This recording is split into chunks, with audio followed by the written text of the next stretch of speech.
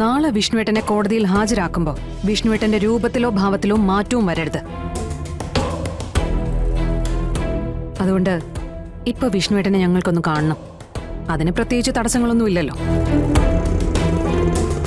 മാത്രമല്ല, വക്കീല് തന്റെ കക്ഷിയെ കാണാൻ വരുമ്പോ സാധിക്കില്ല എന്ന് പറയാനും പറ്റില്ലല്ലോ.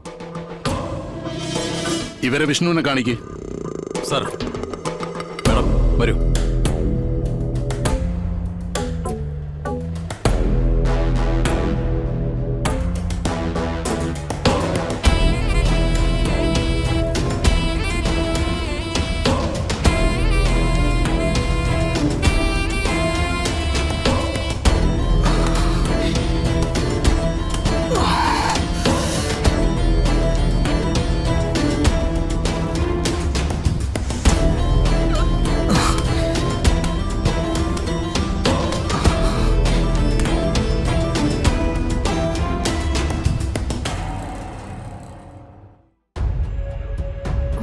വിഷ്ണുട്ടാ,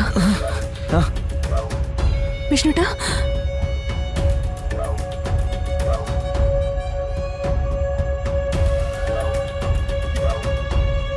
വിഷ്ണുട്ടാ,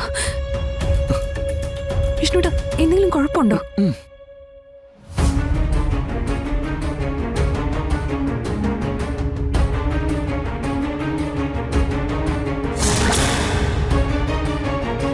വിഷ്ണുട്ടാ, ഇവരുപദ്രവിക്കോ മറ്റോ ചെയ്തോ?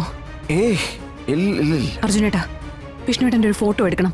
നാളെ കോടതിയിൽ ഹാജരാക്കുമ്പോ ഈ രൂപത്തിലുള്ള വിഷ്ണുവേട്ടനെ തന്നെയാണ് ഇവരെത്തിക്കുന്നതെന്ന് അറിയില്ലല്ലോ. കാരണം ഈ രാത്രി ഇവരെ നിർബന്ധപൂർവ്വം പിടിച്ചു വാങ്ങിച്ച രാത്രിയാ. അതുകൊണ്ട് തന്നെ ഈ രാത്രിയെ ഭയക്കണം. വിഷ്ണുവേട്ടാ, വിഷ്ണുവേട്ടനെ ഒരു പോറൽ പോലും ഏൽപ്പിക്കാതെ ഞാൻ രക്ഷപ്പെടുത്തിയിരിക്കും. പക്ഷെ ഞാൻ ചോദിക്കുന്ന ചോദ്യങ്ങൾക്ക് കൃത്യമായി മറുപടി തരണം. ഏതെങ്കിലും ഭാഗത്ത് നിന്ന് എന്തെങ്കിലും തെറ്റ് സംഭവിച്ചിട്ടുണ്ടോ?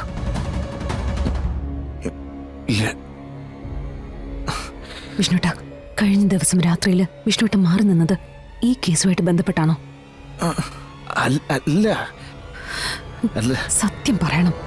എന്റെ അടുത്ത് നിന്ന് എന്തെങ്കിലും ഒളിക്കുന്നുണ്ടോ? ആ ക്യാഷുമായിട്ട് വിഷ്ണുട്ടൻ പോയത് വേലായുധന് കൊടുക്കാനായിരുന്നോ? വിഷ്ണുട്ട, വളരെയധികം സങ്കീർണമായ രീതിയിലായി കേസ് മുന്നോട്ട് പോകുന്നത്. നേരിന്റെ ഒരു കണികയെങ്കിലും ഒളിപ്പിക്കാൻ ശ്രമിച്ച പിന്നെ വിഷ്ണുവേട്ടനെ എനിക്കെന്നല്ല, ദൈവത്തിന് പോലും രക്ഷിക്കാനാവില്ല. ഞാൻ ഒരു തെറ്റും ചെയ്തിട്ടില്ല.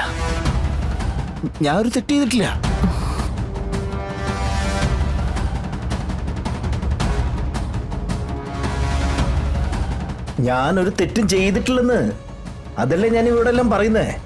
ഞാനൊരു തെറ്റ് ചെയ്തിട്ടില്ല.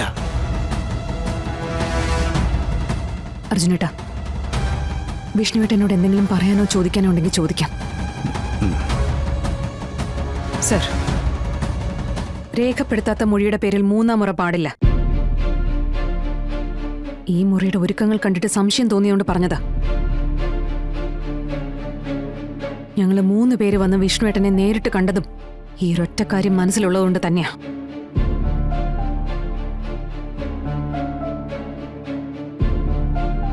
വിഷ്ണുട്ടാ, എനിക്ക് കുഴപ്പമൊന്നുമില്ല.